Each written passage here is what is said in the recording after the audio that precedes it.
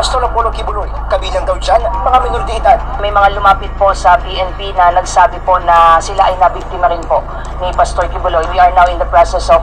Nako, nabiktima, maliwanag ho. Nabiktima ni Kibuloy. O, so nakakawa po ito. Just imagine, 12 years old na bata na... Pero ayon kay PNP Chief Police General Romel Marbid, mga bago at nakaalarmang detalye ng mga umunoy kasalanan ni Kibuloy ang kanilang natuklasan. Ilan daw sa mga biktima? Naku po, ilan sa mga biktima yan o. Ito ho. Ilan sa mga biktima ay Galing sa tinatawag na inner circle pastorals, kung saan mga babaeng minor de edad ang nabibiktima. Pinakabata raw ay 12 anyos. Inilahad daw sa kanila ang naging karanasan nila.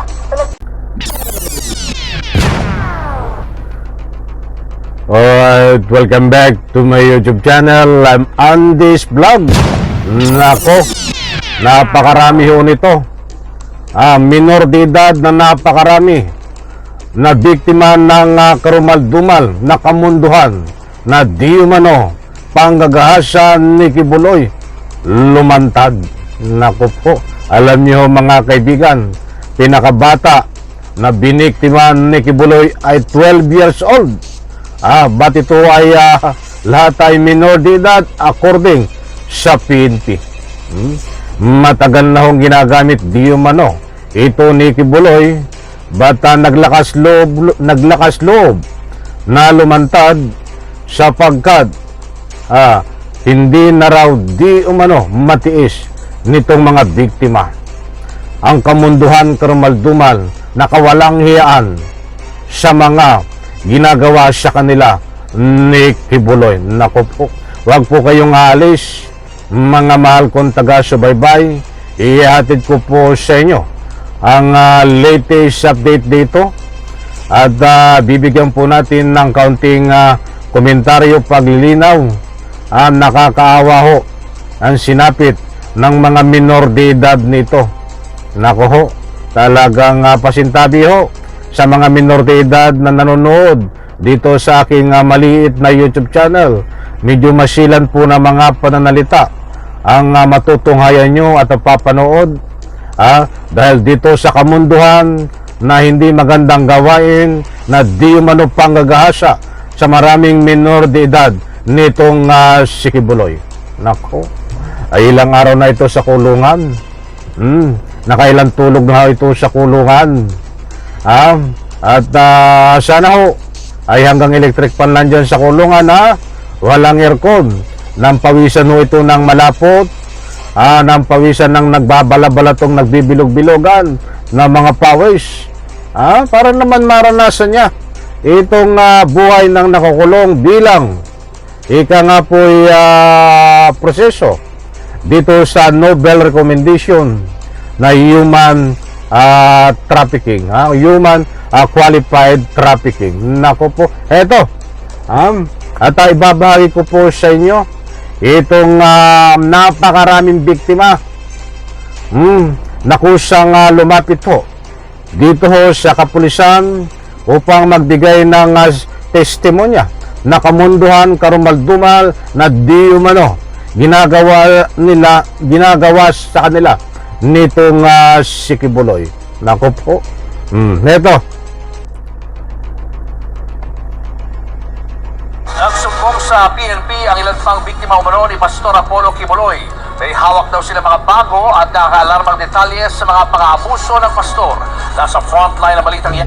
Maliwanag po mga kaibigan, pang-abuso.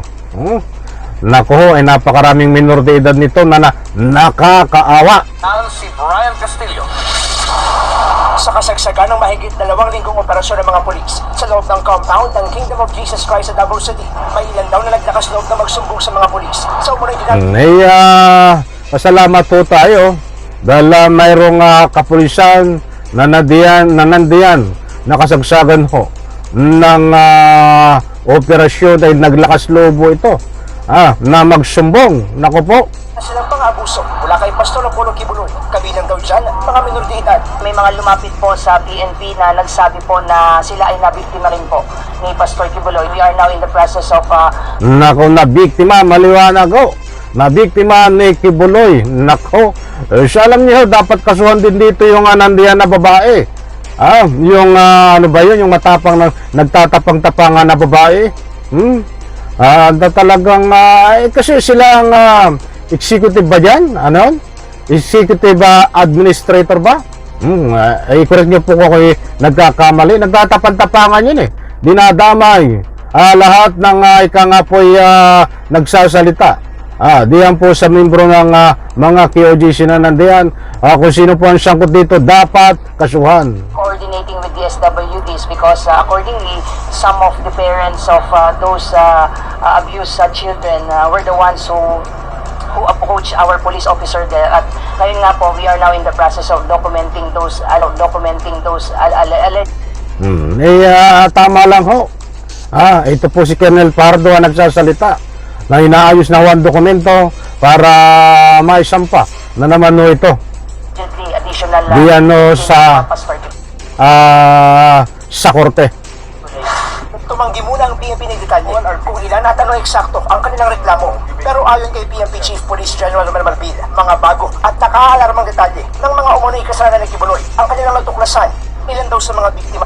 Naku po, ilan sa mga biktima yan Ito ho. Ilan sa mga biktima ay galing sa tinatawag na inner circle pastorals kung saan mga babaeng minoridad ang nabibiktima. Pinakabata raw ay 12 anyos. Inilahad daw sa kanila ang naging karanasan nila na nagpapakita raw ng kanila yung makababahalang pagmamanipula at pananamantala ni Kibuloy. Git ni Marbil. Naku po, nakakabahala at pananamantala ni Kibuloy ayon po dito. Sa ika nga po mainit na balita. So nakakawa po ito. Just imagine, 12 years old na bata na walang kamuang-muang na dapat po ito ay hindi ganyan ang nararanasan kung wala diyan sa loob ng compound ng KOGC. Naku ho, eto. Mula pa lang ito ng pangangalap nila ng mga ebidensya para masigurong solid ang kaso laban sa pastor. Hindi pa naman makapagkomento dyan ang abogado ni Kibuloy na si Atty. Israelito. Ay kahit magkomento yan ay useless. Sasabihin niya na tanim na naman. Sasabihin niya na gawa-gawaan. Kaya't hindi po tayo interesado dito sa komento ng abogado na ito na si Torion.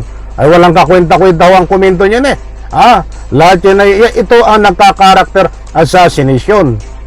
Pero welta niya sa PNP, hindi naman parte ng kanilang tungkulin ang character assassination. Kita niyo binaliktad. Sila ang nagka-character assassination. Itong abogado na ito. Tapos si bibintang sa PNP, walang hiya talaga itong abogado na ito, sabi ko nga sa inyo, lahat ng abogado, hindi po ay abogado, ay mayroon pong abogado. Mga suspect, umaasa raw silang magiging professional ng mga pulis at iiwas sa pagbibigay ng malisyosong pahayag. Nako po, ay professional ang pulis, ikaw ang hindi professional. Wag mong lahatin.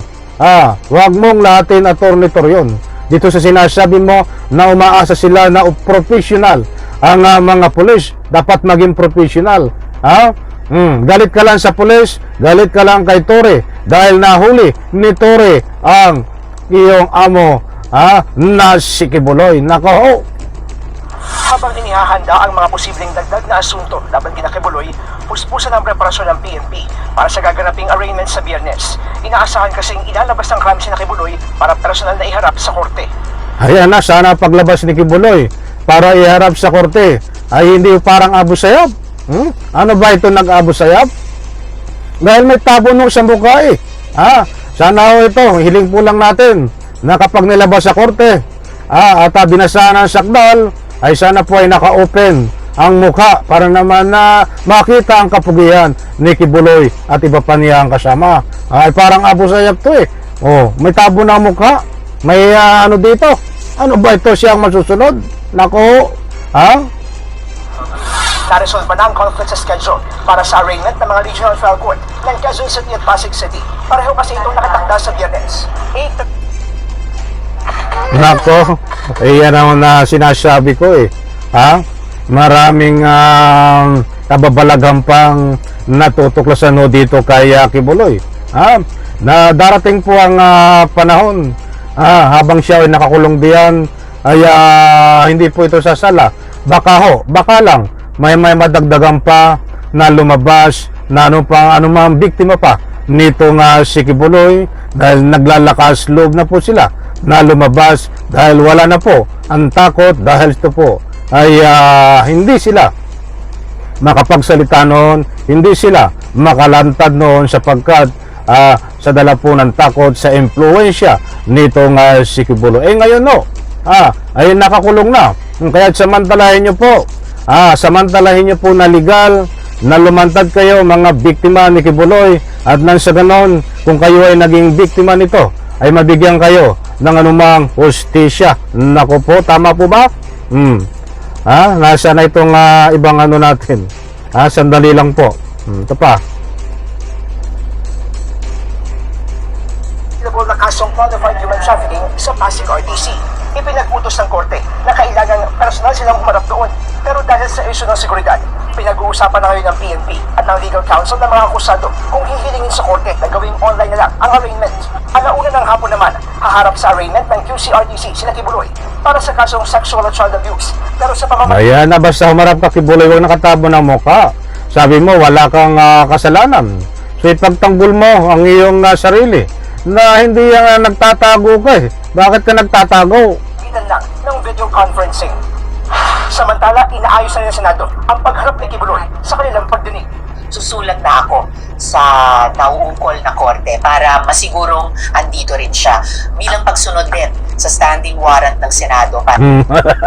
Abangan po natin ito magkakaharap si Risa Ontiveros at itong si Kibuloy diyan sa Senado dahil unang-una ang unang naglabas po ng warrant of arrest ay itong Senado. Titingnan po natin ito kung ano to, may tabong pa rin ang mukha na Abu Sayyaf ata ito eh. Para lang, parang Abu Sayyaf ang style. Ang pangit naman tingnan. Harap pa dyan sa Senado tapos ganyan ang suot mo.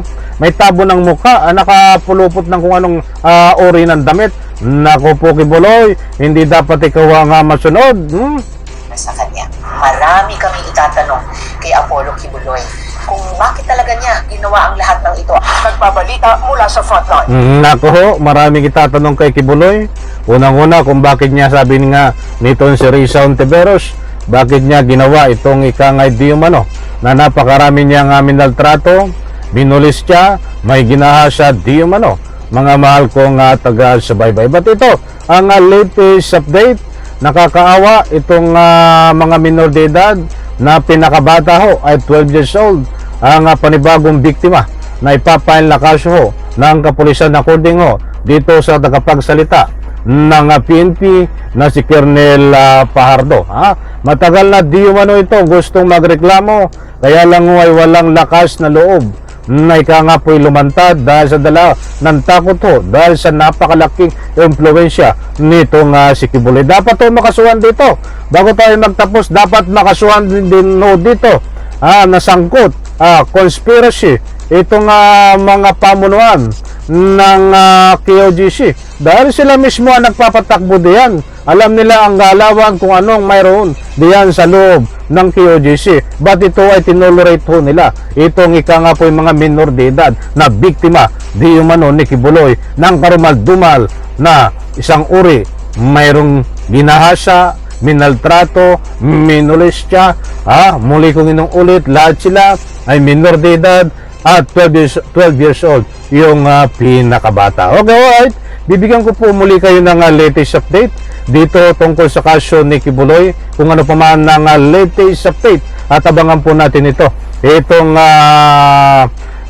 latest update din na update, muling update dito ho sa mga minor de edad na biktima di umano ni Kibuloy. Maraming salamat, pagpalain po tayo lahat. Sabay-sabay po nating i-like ang video na ito diyan sa comment section. Inaanyayahan ko po kayo magbigay ng anumang public opinion. Bye-bye. Palakpakan.